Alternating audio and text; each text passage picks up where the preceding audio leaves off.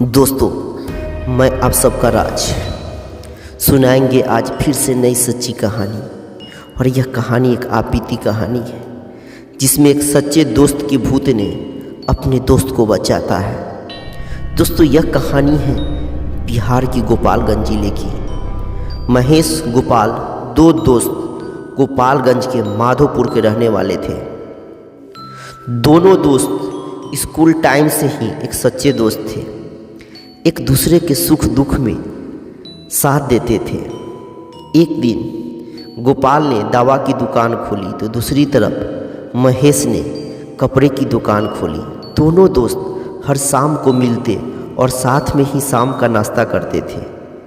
एक दिन गोपाल जी काफ़ी परेशान थे तो महेश ने पूछा, भाई कोई परेशानी है क्या? तो गोपाल बोलता है, नहीं भाई, ऐसा कुछ नहीं है।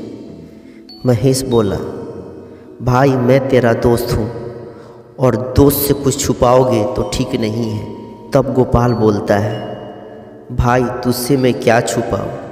बात ऐसा है कि मेरी बीवी आजकल मेरे घर पे तांडव की हुई है। वो कहती है मैं अपने माँ बाप को छोड़ दूँ। बताओ भाई, जिस माँ बाप ने मुझे पाला पोसा यहाँ तक लाया उसे मैं छोड़ दूँ? इसीलिए रोज़ लड़ाई हो रही है। पता मैं अपने माँ बाप को कैसे छोड़ दूँ? महेश बोलता है, बात तो तेरी सही है गोपाल, मैं तुम्हारे साथ हूँ, तुम सही हो। फिर दोनों दोस्त घर चले जाते हैं। अगले सुबह महेश जब अपने दुकान पे जा रहा था तभी वो कुछ दूर गया ही था कि देखा कि काफ़ी लोगों की भीड़ पड़ी हुई है। महेश को और दुकान के बीच में एक रेलवे ट्रैक पड़ती थी तो ट्रैक के पास काफ़ी भीड़ को देखकर महेश रुक जाता है और एक आदमी से पूछता है, भैया क्या हुआ है, कुछ हुआ है क्या? तभी उस भीड़ से एक आदमी ने बोला कि कोई दवा का दुकानदार कट के मर गया है। यह बात सुनकर महेश पसीने से तरबतर हो जाता है और भागते हुए भीड़ को चीरते हुए आगे बढ़कर देखा तो उसका होश ही उड़ गया, क्योंकि उसका दोस्त गोपाल की लाश रेलवे ट्रैक पे थी। यह रेलवे क्रॉसिंग गोपालगंज स्टेशन से 500 मीटर पहले ही थी। अपने दोस्त की लाश को देखकर महेश जोर जोर से रोने लगता है, लेकिन विधि के विधान को कौन काट सकता है। महेश ने अपना सच्चा दोस्त खो दिया था और इस घटना के 6 साल बाद महेश को गोरखपुर जाना था अपने दुकान के सामान लाने के लिए। उस समय गोपालगंज से गोरखपुर के लिए 1 से 2 ट्रेन चलती थी। महेश का घर रेलवे स्टेशन से मेन रोड होते हुए 2 किलोमीटर की दूरी पे थी। वहीं महेश अगर रेलवे ट्रैक होते हुए जाता था तो उसे 1 किलोमीटर की दूरी तय करनी पड़ती थी।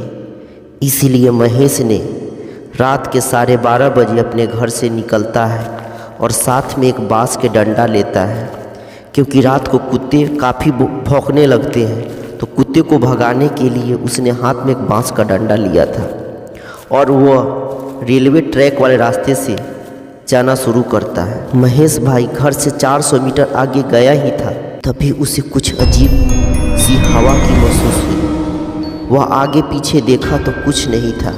वह कुछ दूर आगे गया ही था कि अचानक 2 पेड़ जोर जोर से हिलने लगा, जबकि दूसरे पेड़ का एक पत्ता भी नहीं हिल रहा था। यह देखकर महेश भाई की हालत खराब हो रही थी, फिर भी वो रुके नहीं। कुछ दूर गए ही थे तभी उन्हें महसूस हुआ कि कोई उनका पैर पकड़ लिया है। अब उनका पैर आगे नहीं बढ़ रहा था। यह सब देख के उनके पसीने निकल रहे थे और उन्हें पूरे विश्वास हो गया था कि आज उनका आखिरी दिन है। तभी उसे याद आया कि वह जहाँ खड़ा है वहीं उसका दोस्त गोपाल कटकर मरा था। तभी उसके मुंह से निकला, गोपाल भाई बचा लो, तुम्हारा दोस्त आज मुसीबत में है। इतना मुंह से निकला ही था कि तभी एक जोर से हवा चलता है और उसका पैर अचानक से हल्का हो जाता है। एक आवाज़ उसकी कान में महसूस होती है कि महेश भाई आगे जाओ, मैं इन सब से निपट लेता हूँ। जैसे ही महेश को ऐसा महसूस होता है वह तुरंत स्टेशन की तरफ दौड़ने लगता है और दौड़ते दौड़ते स्टेशन पे पहुंच जाता है। जब महेश स्टेशन पे पहुंचता है तो स्टेशन पे मात्र 2 लोग थे और महेश की स्थिति को देखे और लोगों ने जब महेश की स्थिति को देखा तो समझ गए कि महेश रेलवे ट्रैक से आया है, क्योंकि महेश पसीने से तरबतर दौड़ डाला हुआ था।